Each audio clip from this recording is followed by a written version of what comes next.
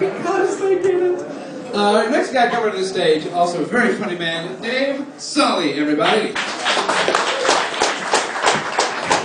Thank you.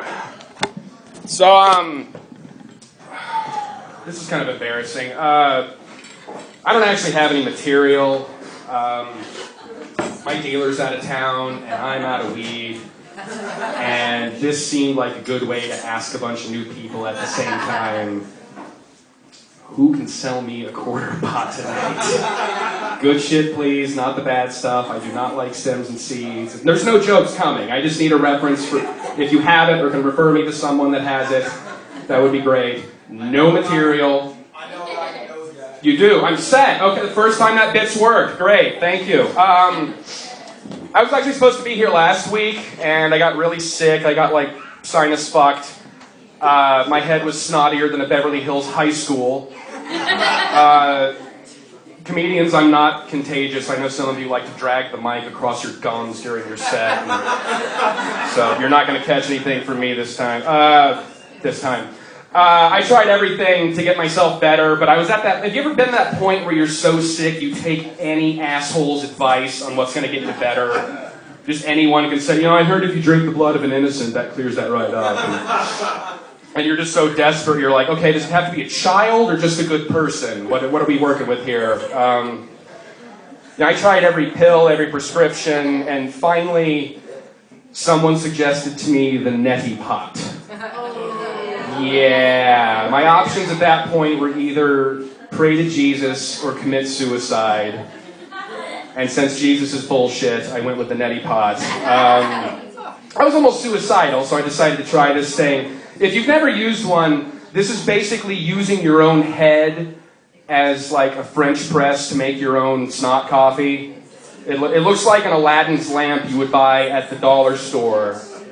And it comes with like a little spoon and there's a little packet of stuff. It feels like you're doing drugs because you've got like a little thing and you're preparing it. And the downside is once you get this thing ready, the dread of knowing when you use it, the river Styx is going to come flowing out of your nose. It's kind of a neon green, just head sewage that flows out of you. It's delicious. But the thing that really upset me about the neti pot was it worked. That's what worked. Not the medication with millions of dollars of research behind it, but the small pot of ocean water I pour into my skull. That did the trick, no problem. This thing's been in medicine since leeches and demons in the stomach. But something that just went over the counter is not working for me. So I spent all this past week just making slimy green tea in my bathroom sink. It's lovely. This did not have any effect on the cleanliness of my bathroom, however, because I share one with my girlfriend. You ladies in the bathroom... I don't know what the fuck you do in there, my God, but, when you come out, it's great. You're lovely, and your makeup's all done, and you smell great, and your hair's perfect, and your clothes are all right, and, just clean and pretty and everything. But if I go in that bathroom later, it's like a goddamn murder scene. I don't know what the fuck you do in there. It's like my gal can come out of the bathroom looking perfect, and I go in there, and it's like there's blood running down the mirror. There's a turd floating in the sink for some reason. There's like rats fighting over a pus-covered rag. And absolutely no explanation for that. It's like every surface has some like unidentifiable gunk on it that kind of stings when you touch it. And if you ask them what they did in there, it's like, I'm not telling.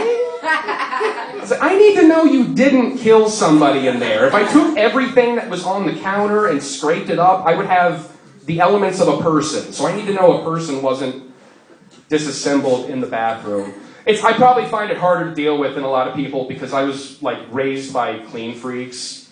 So I kind of have that embedded in me, and like to the point where I actually got a cheap thrill when I came home from the store the other day and realized I had bought scented garbage bags. Ooh, scented garbage bags. Now when I jerk off in front of the computer, it'll smell like vanilla instead of shame.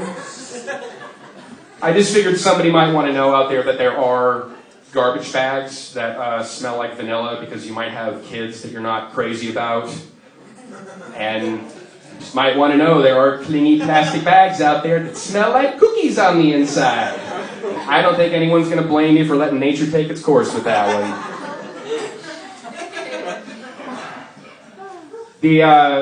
One of the shitty parts about being a clean freak is it kind of ruins pornography for me sometimes. Don't get me wrong, I like porn, but you can be watching a scene where some chick is, gorgeous chick just humping the nuts off of some guy, everything's going great, and most people are just enjoying it. I'm sitting there thinking, would you get those goddamn stiletto heels off the couch? You're going to ruin the upholstery. I don't know why you wore shoes in the house in the first place. It's obviously someone just vacuumed that carpet. The hottest thing a girl can do during one of those scenes to me is once the guy leaves his layer of icing everywhere, just go into the utility room, come back out with the steam cleaner, and just start getting all of it up. Look at that wrist action. And then she takes the steam cleaner over to the sink, and she takes that dirty water and just dumps it out. And then she cleans the sink. Oh, God. That's all the time I got. Thank you very much. Christmas, Barry mentioned it. Hey, Saleh, everybody. Next guy coming to the stage is a good buddy of mine. It's always fun to watch him tell jokes. Make some noise for Isaac Herrick.